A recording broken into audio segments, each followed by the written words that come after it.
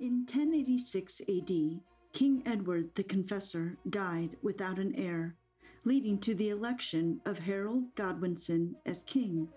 His rule was short and brutal, as he engaged two other claimants to the throne in two ferocious battles, the Battle of Stamford Bridge and the Battle of Hastings. After vanquishing Harold Hardrada at the Battle of Stamford Bridge, King Godwinson Harold soon learned that his kingdom was under a surprise attack. Severely weakened and exhausted, King Harold marched his troops into the Battle of Hastings, marking the beginning of a new era in England's socio-political structure. Join us in this Liber-Tea episode as we unravel one of the most remarkable battles for the English throne. Just as King Harold's claim on the English throne appeared secure, an unraveling of events in the south caused alarm. After receiving news that the English crown had been usurped, the Duke of Normandy was incredibly aggrieved. Before this unsettling news, the Duke had been foreseeing the construction of an invasion fleet consisting of mercenaries and Norman soldiers. By the end of August 1066, over 10,000 battle-thirsty soldiers had gathered at Dives. After embarking on a 120-mile voyage from Dives to St. Valery, the Duke and his troops launched the first assault on September 27, 1066, only 2 days after the Stamford Bridge victory. William's troops landed at Pevensey Bay, which was undefended. Surprised, the Duke commanded his captains to anchor the ships together and embark on an extensive reconnaissance of the region. Additionally, the troops worked on an old Roman fortress in the area, which acted as their base. As William received intelligence reports, he grew bolder and sent a small force to demand the surrender of Hastings. Instead of facing a small force of Norman knights, the town's locals opted to surrender. Meanwhile, King Harold was resting his troops and recovering from the Battle of Stamford.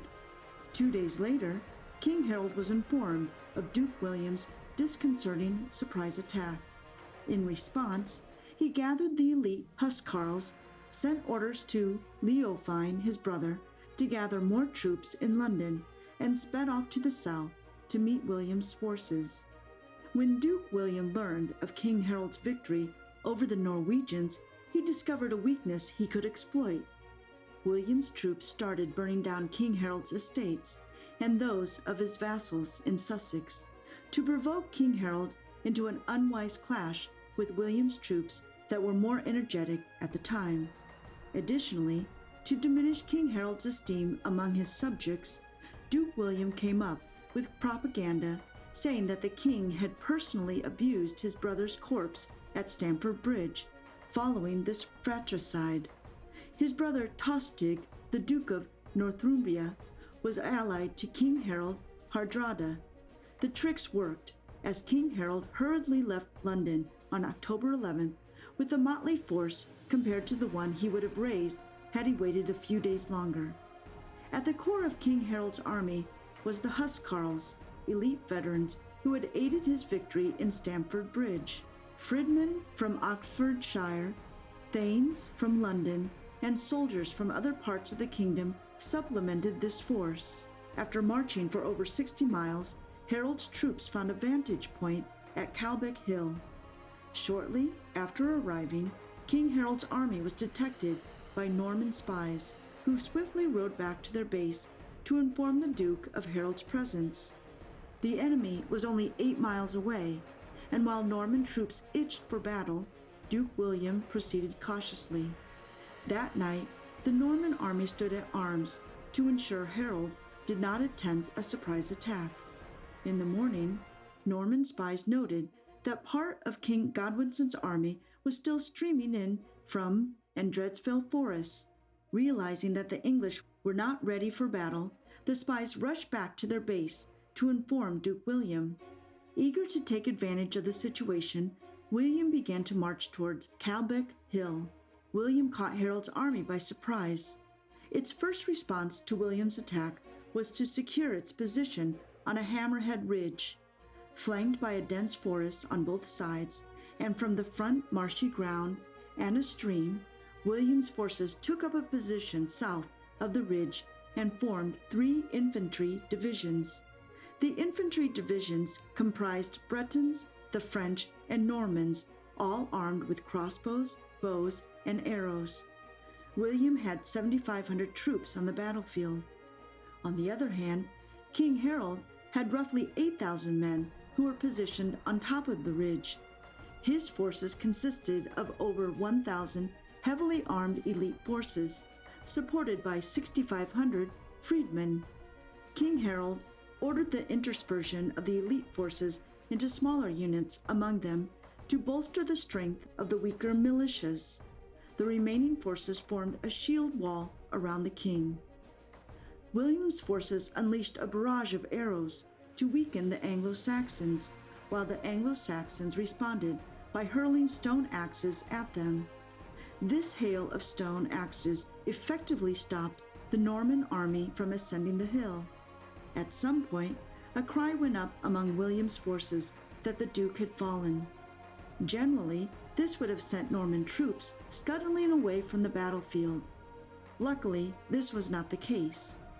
William was not dead. William rode among his men to boost his troops' morale, having raised his visor to demonstrate his good health and that he was in full command of the situation. Many Anglo-Saxon troops had run downhill after the Norman troops, who had fled the battlefield upon hearing the news that William had fallen. They lost their formation at the bottom of the hill and were immediately cut down by the Norman cavalry, which had reverse charged. Seeing the effectiveness of the charge, Duke William commanded 2 more feigned retreats, followed by devastating reverse charges. This tactic lured Anglo-Saxon troops pursuing the retreating Normans to flat ground, which was suitable for the cavalry. The battle went on for several hours, both sides incurring serious casualties. However, the Anglo-Saxon infantry was slowly losing to the superiority of the Norman cavalry. Soon, there were not enough Anglo-Saxon troops to man the ridge. In a final charge, King Harold, his brothers Leofwine and Guff, and other Anglo-Saxon elite were killed. According to historical records, King Harold was shot in the eye and was later hacked to pieces by Norman troops as he lay on the ground. Following the death of their king, the Anglo-Saxons put up a valiant rearguard fight as they retreated to Malfosse, but Norman forces annihilated them later, leaving Duke William of Normandy as the victor. After the Battle of Hastings, William the Bastard, now William the Conqueror, was crowned King of England, marking the commencement of the Norman Conquest of England. Thank you for listening to this episode. We hope you have enjoyed and learned something new. Like, share, and subscribe to Liber-Tea for more discussions on conquerors.